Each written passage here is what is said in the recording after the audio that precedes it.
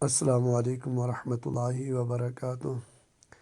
میرے عزیز محترم سامعین، آج کا ہمارا موضوع جو ہے وہ یہ ہے کہ پہلے کون پیدا ہوا، انسان پہلے پیدا ہوئے یا جنات پہلے پیدا ہوئے، اس کو بیان کرنا مقصد ہے۔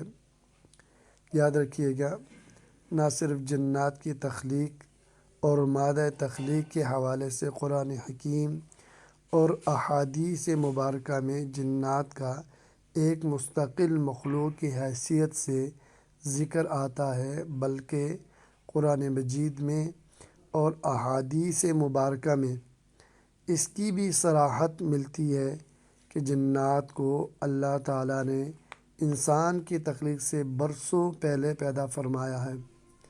چنانچہ اللہ تعالیٰ کا ارشاد مبارک ہے، وَلَقَدْ خَلَقْنَا الْإِنسَانَ مِنْ صَلْصَالٍ مِّنْ حَمَإٍ مَّسْنُونٍ، آیت نمبر 26 سورۃ حجرات میں اللہ رب فرماتے ہیں، ہم نے انسان کو پکی ہوئی مٹی کے سوکھے گارے سے پیدا کیا۔ اور آیت نمبر 27 کے اندر جنات کے متعلق اللہ رب فرماتے ہیں، وَالْجَانَّ خَلَقْنَاهُ من قبل من نار السموم،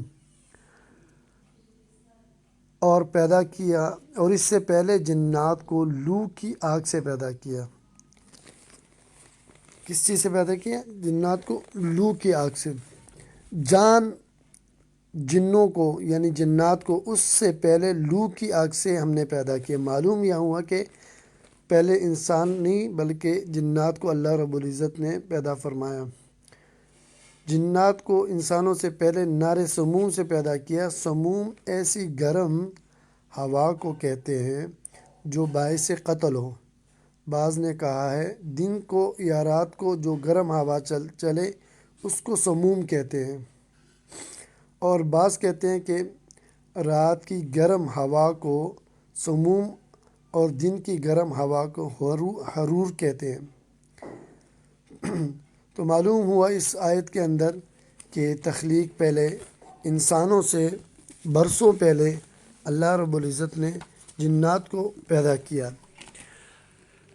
اگلی ویڈیو ہماری ہوگی انشاءاللہ کہ آیا جنات اپنی شکلیں تبدیل کر سکتی ہے یا نہیں کر سکتی، اس کے متعلق ہماری ویڈیو ہوگی انشاءاللہ اور اس کو بیان کیا جائے گا۔